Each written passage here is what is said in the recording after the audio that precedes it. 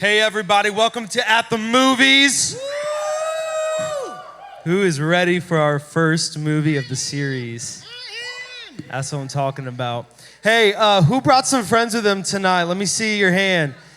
Where's our new visitors at? Let me see your hand. Raise them high, raise them high. Awesome, awesome, awesome. If you guys can, make sure you fill out one of those connection cards so we can follow up with you.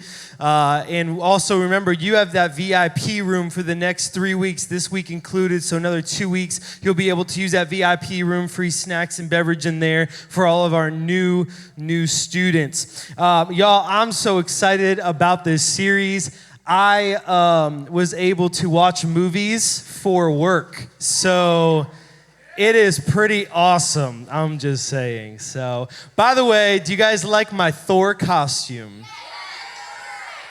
I got my cape on, you know what I'm saying? I could do a Naruto run, like an actual one with this thing.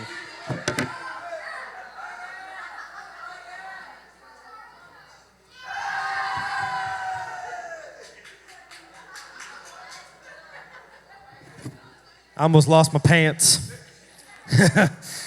All right, everybody, so I'm so excited for this message tonight. So if you can, everybody pay attention. We have a clip to show you, so media team, do your thing. So in this clip, Thanos, after getting the Infinity Gauntlet, snaps his finger, and half of the Earth's population of all living creatures is turned into ash and no longer exist. For 5 years, the Avengers, as well as the rest of the world, lived in a society that believed that nothing could be done to reverse this supernatural occurrence that made none of their friends or family be able to come back. Everybody, close your eyes with me for a moment. Close your eyes, close your eyes. I want you to imagine with me, if you woke up tomorrow and life as you know it was no longer. There was extreme heartache, dishevelment of the world around you. Calamity arose everywhere you looked. Most of your loved ones, your family, your friends, your classmates, your peers, teammates, all of them were lost. How would you feel if you woke up tomorrow and most of everyone that you have ever drawn close to in your life was gone, and there was not a single thing that you could ever do to get them back? Open your eyes. I know this seems super hypothetical, but what if I were to tell you you actually are living in this reality? What if I were to tell you that your entire life you have been living in a fallen world where most of the people that you love are lost, and nothing that you can do can save them? The sad thing is, this is 100% true. There is no way that I can save you. There's no way that you can save yourself. There's no way that you can save me. There is an impossibility for us to save one another. I remember when my wife and I were dating, during the summers we would be apart because she lived in Maryland, I lived in Connecticut. And so every few weeks I would drive and I would go and see her. I would drive the 6 to 8 hours all the way to Maryland in order just to see her, my girlfriend. So guys, listen, if your girlfriend moves away 6 to 8 hours, you better be driving. So I drove 6 to 8 hours to go see her. And I'll never forget the first time I did this, on my way back to Connecticut, I was driving on a backwood highway in Pennsylvania. And my GPS told me to take an exit, so I took it, and I followed it for quite a while. Little did I know, my GPS in my phone had glitched. Instead of 6 to 8 hours to get home, I now was getting home in 10 hours. 10 hours. I was lost. My GPS kept rerouting. It kept showing me different ways I could get home that were all wrong. And there was two things, because I was lost, there was two emotions that I felt during this time. Anxiety and fear. Anxiety, I had worried because I thought, well, what if I don't ever return home? And I feared because I feared that My girlfriend at the time, now my wife, would have to live her life without me. I didn't like that. I had anxiety and I had fear. Psalm 14:5 says that those who are lost, those who do not believe in God, are overwhelmed with dread, which also means, dread means fear and anxiety. So those who are lost, those who do not believe in God, are overwhelmed with fear and anxiety. And I believe tonight, when fear and anxiety are present, confidence is absent. When fear and anxiety are active in your life, there is no confidence that you can stand in. Last week, I broke my phone. I had to get a brand new phone, the XS, and I had an iPhone 7, so I was due for an upgrade.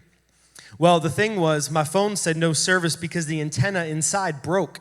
And so I didn't have a GPS to guide me in order to get there. Listen, Verizon Wireless from here is 3 miles. It's over there across from Bahama Breeze and all that fun stuff. Listen, it took me 45 minutes to find this joint, even though it is a 7-minute drive. And the thing was, when you operate in fear and anxiety, it's going to take you a lot longer to get to the place you're trying to go to. I felt lost. And if I told you that I didn't feel a little bit of anxiety when I was driving to find Verizon, I would be lying, because I was freaking out and I was like, yo, God, turn my phone on. I don't know what's going on, but can you please come through right now? But when people are lost, they have fear and they have anxiety. And with that, more and more symptoms begin to rise up. A lot of people, they experience depression when they are lost. And some, because they can't find a way to rid of their lostness, if you will, they say, I give up. I give up with life. I'm always going to be lost. In this movie, although the Avengers weren't lost, they felt lost because their friends were lost and they could do nothing about it. You could be in here tonight. Can you guys please shut the doors for me? Thank you. You could be in here tonight and you feel lost in this journey of life.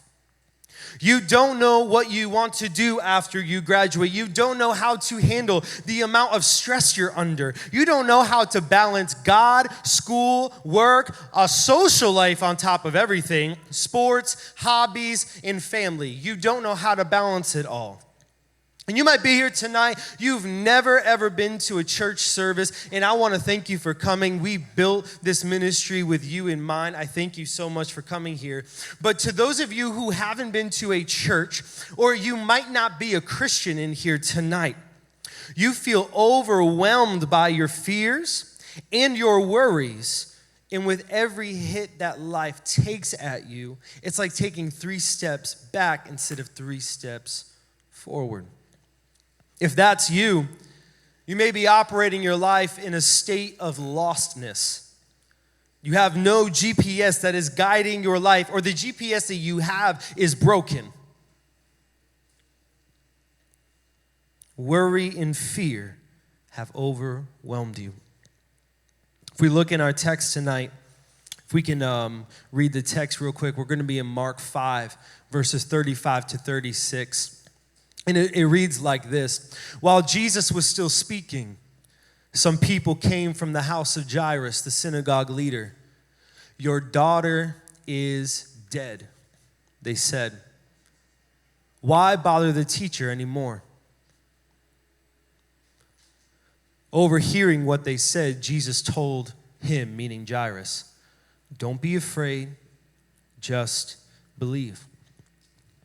Jairus is a synagogue leader. He's one of the people that was a Pharisee. Jesus did not get along with the Pharisees very well, and they didn't get along with him. This was the last person that you would ever see coming up to Jesus, asking him for help of all people. But Jairus has seen and heard the miracles that Jesus has done for others, and he finds himself in a dire situation. Jairus' daughter, who is only 12 years old, is on her deathbed and is dying quickly. So Jairus, having heard of what Jesus has done, having seen that Jesus can heal, he goes on his way and agrees to meet with Jesus. Jesus meets him and says, I will bring you to your daughter and I will heal her. On their way, a crowd comes in and overwhelms Jesus and overtakes Jesus. He's trying to get to his destination, but a woman reaches out and grabs onto his garment, and she is healed after bleeding for 9 years. And he's overcrowded by all these people. Meanwhile, Jairus is shoved out of the crowd and is watching the crowd overwhelm Jesus. And Jairus, I can just imagine Jairus because I've been in Jairus' shoes before. Jesus, I need you to act now. A lot of us, we have microwave faith. We can't even wait the full 60 seconds that we put something in the microwave. We have to take it out at 3 seconds, at 5 seconds. Why? Because we want it now. We don't have patience. We don't have perseverance. We can't wait. So he's saying, I need you now. I have an urgent need. My daughter is dying, and you're the only one I can think of that can help. So what happens is, Jesus is overcrowded still, and Jairus is standing there watching, and somebody from his house comes over to him and says, Jairus, I'm really, really sorry, but your daughter has died. Your daughter has died. So stop bothering Jesus because it's too late. It's too late. I remember when I injured my shoulder, my baseball career was ended, but I tried so hard in order to play baseball again. I practiced and practiced. Me and my dad went to the field all the time in hopes that my senior year I could play baseball again. I go my senior year ready to go, ready to enter into the NCAA, ready to live out my hopes and my dreams. My shoulder wasn't quite there yet. But before I was even 100% ready, I told my athletic director I'm ready to go into the NCAA. And he says, well, there's something called the NCAA clearinghouse that you have to go through before you can even go to an NCAA school to play athletics. And they have to check your background history. They have to check your school reports. They have to check your grades and make sure that you are eligible to be in the NCAA. I had to do that at the end of my junior year. He sits there and he tells me, I'm really sorry. You did a lot to get where you are, but it's too late. It's too late. 5 years goes by after Thanos' snap. And at first, the Avengers were trying to find a way to resuscitate their friends. But then they lost hope and they gave up. Why? Because it was too late. Someone in here right now, you're in a too late situation. Whether it's your parents have already signed the divorce documents, whether it's your best friends have already left you, blocked your number, blocked your Snapchat, blocked your Instagram, or maybe you've been told that you're already on track to stay back in the grade that you're in right now because your grades are terrible. I don't know what your situation is tonight, your too late situation, but I need you to hear what Jesus says next. Can you put up verse 36 for me? He says this, Jesus overhearing what they said, he told Jairus, don't be afraid, just believe. But my parents, they're fighting all the time. They're going to get a divorce. I know it's going to happen. Don't be afraid, just believe. My grades, they're failing. There's no way I can come back from this. Third quarter is almost over. Don't be afraid, just believe. Everyone's telling me I'm a failure. They're telling me I'm a nobody. They're telling me I'm never going to amount to anything. Don't be afraid, just believe. There's hope for you tonight. We look in the film and we see this clip. I couldn't get it tonight. I really was trying to. Ant-Man comes back from the quantum realm. A rat saves him, right? And he comes back. He shows up at Black Widow's doorstep. And he's freaking out. He's bugging out. And he's like, yo, listen. I think I know how we can save everybody, and it's through time travel. And he's like, I know this sounds crazy. And then Black Widow says, I receive emails from a raccoon. Nothing's crazy to me anymore. But, you know, I was listening to this, and you think like, I remember one time, don't tell your mom and dad I told you about this, but I watched Family Guy one time. I remember they were trying to go back in time. They had a time machine and all this stuff. It's always in all these shows because it's a joke. You have Back to the Future, right? Like, time travel is something that doesn't exist, but people like joke about it. So if I were to say right now, the thing that can solve your problem is time travel, you would laugh at me. Am I right? Yes. Jesus goes to Jairus' house after saying, don't be afraid, just believe. And in verse 39, if you guys can put that up for me, he says this. Jesus goes into the house and says to them, why all of this commotion and wailing? The child is not dead, but asleep. The child is not dead, but asleep.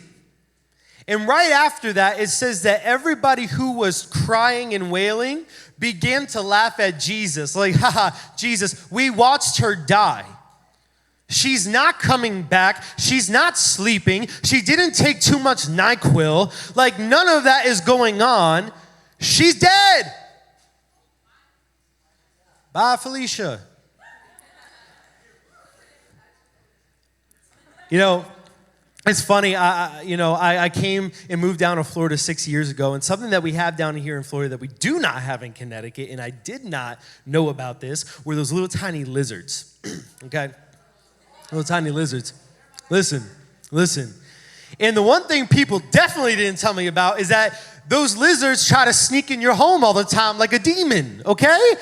And I'm not cool with it. My wife, who is afraid of anything that's little, bugs, my wife crashed her car one time because there was a bug in her car on the floor, and she tried stomping on it, stomped on the gas. I don't know if I was supposed to tell you all that, but that happened. But, what ended up happening was we get them in my apartment all the time. I live on the 3rd floor, and I'm like, bro, how do these get in?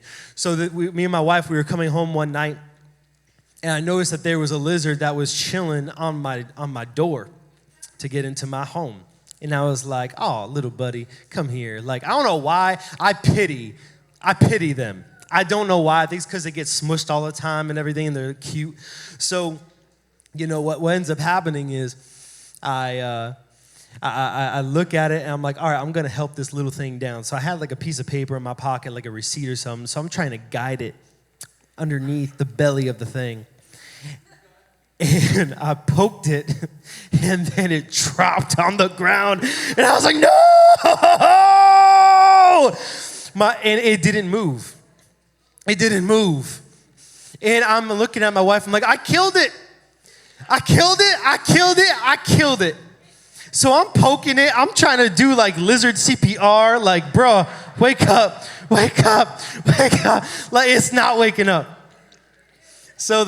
So my wife goes, you know what? Maybe he's playing dead, trying to make me feel better, right? I'm like, all right. So she goes, wait till the morning. When I wake up, we'll see what happens. So I am in bed, and she goes outside just to check. And she goes, baby, I'm really sorry, but the lizard is still on the rug. It's dead. Listen, do you want to know how spiritual I am? I waited 3 days to bury it because I thought it would come back. So what I did was, on the 3rd day, if you've ever seen The Office, they had a funeral for a bird. I tried by myself having like a funeral for the lizard. And so I grabbed my phone and I'm playing Boyz II Men, It's So Hard to Say Goodbye to Yesterday. It's so hard to say goodbye to yesterday. And listen, so it's playing in my back pocket. I'm sitting there like not crying, but close to it, trying to pick up this lizard. So I grab an envelope and I put it underneath the lizard like this. And I'm like, oh, Jesus, I'm so sorry for killing one of your creatures.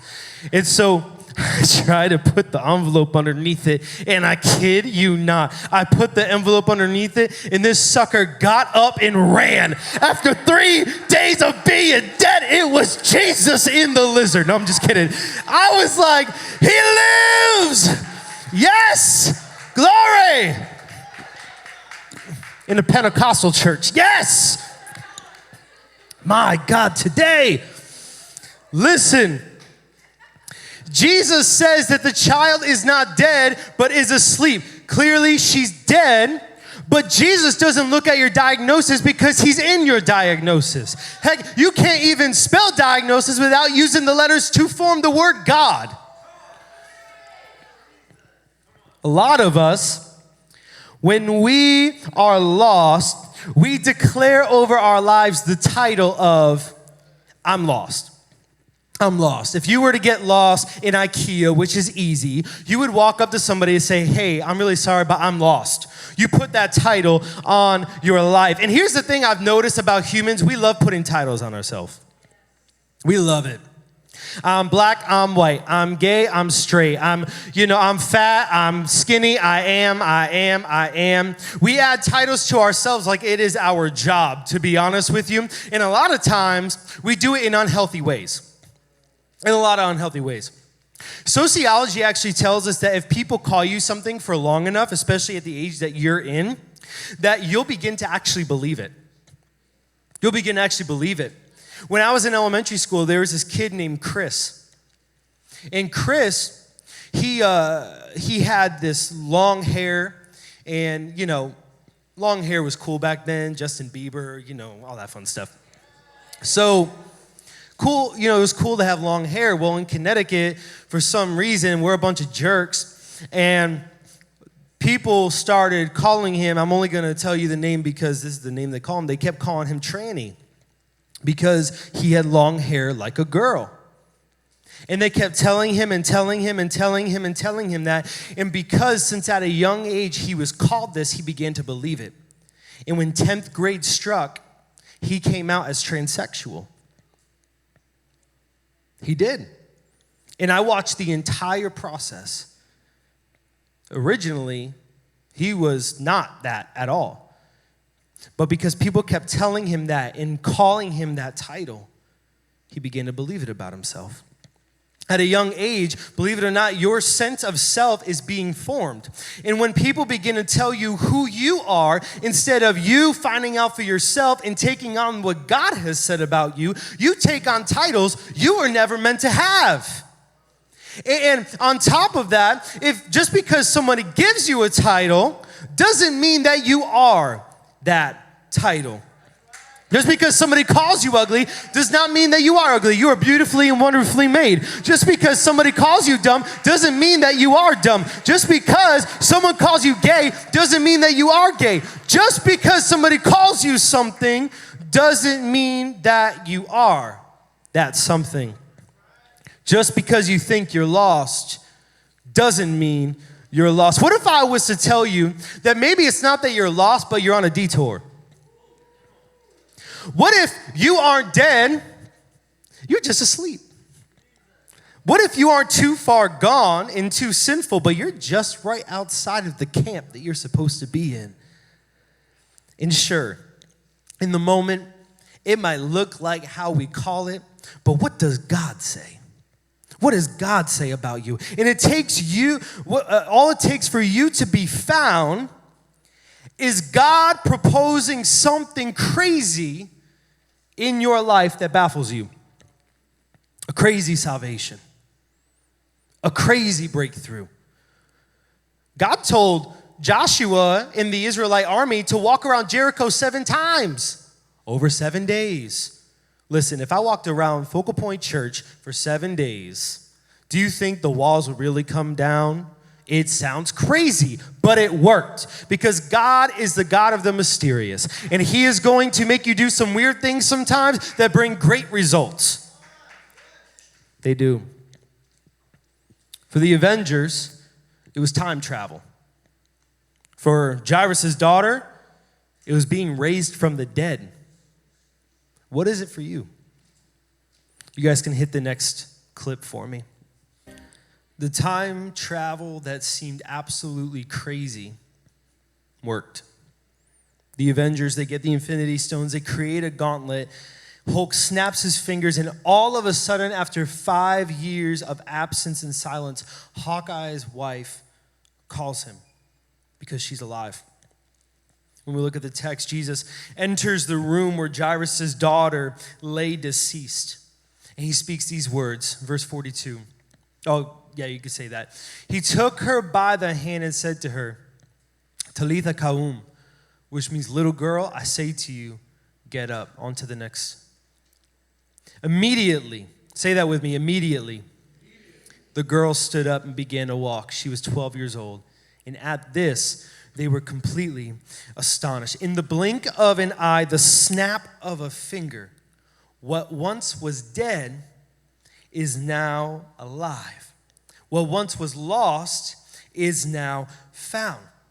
Immediately, those that are lost become found. You could be in here right now and you could be saying, well, Pastor Billy, I am lost. I need saving. I need to be alive. My impossible situation needs to be resolved. I have good news for you.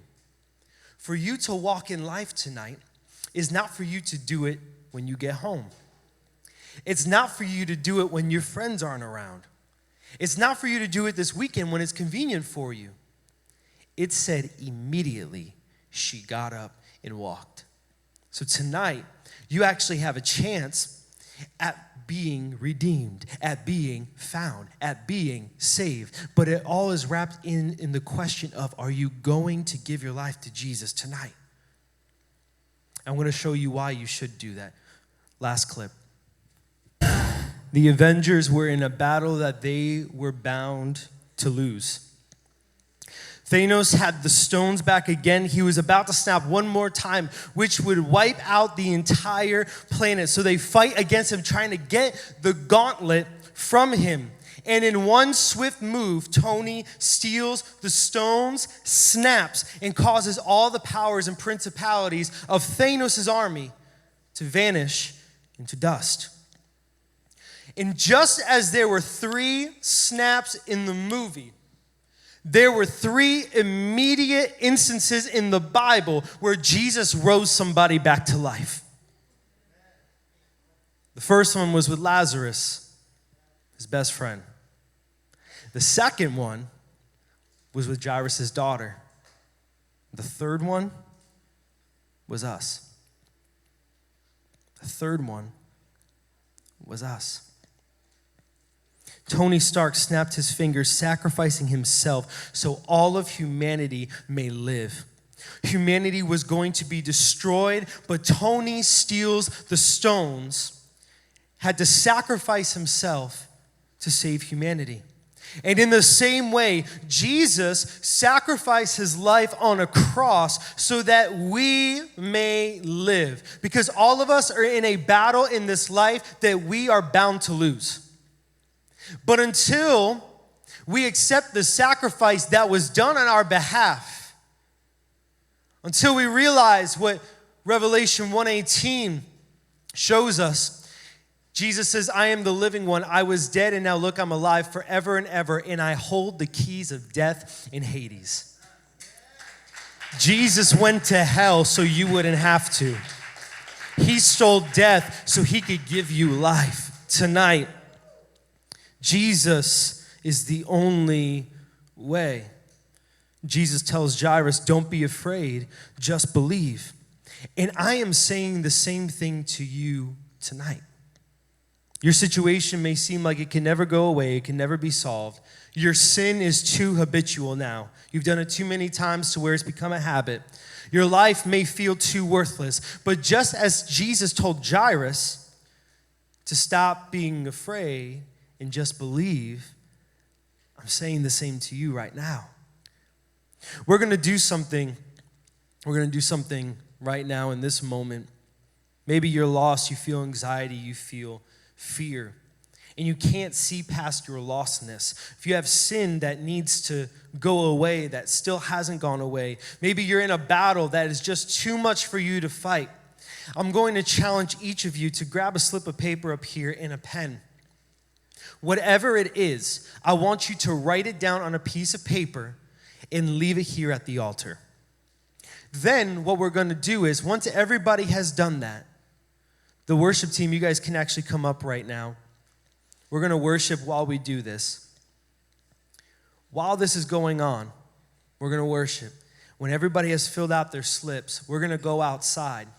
And just how the snap in the movie caused Thanos' army, all the powers and principalities that were against them, to be turned into ash, we're going to burn every single one of these and turn it into ash. And guess what? No longer will it be a threat to you. Just as Thanos will never be a threat to the human race ever again, your sin, your lostness, your struggles will never, ever, ever be in your way again. So everybody, if you could do this, stand up on your feet with me. And I want you to come on down to the altar. I want you to grab a slip of paper.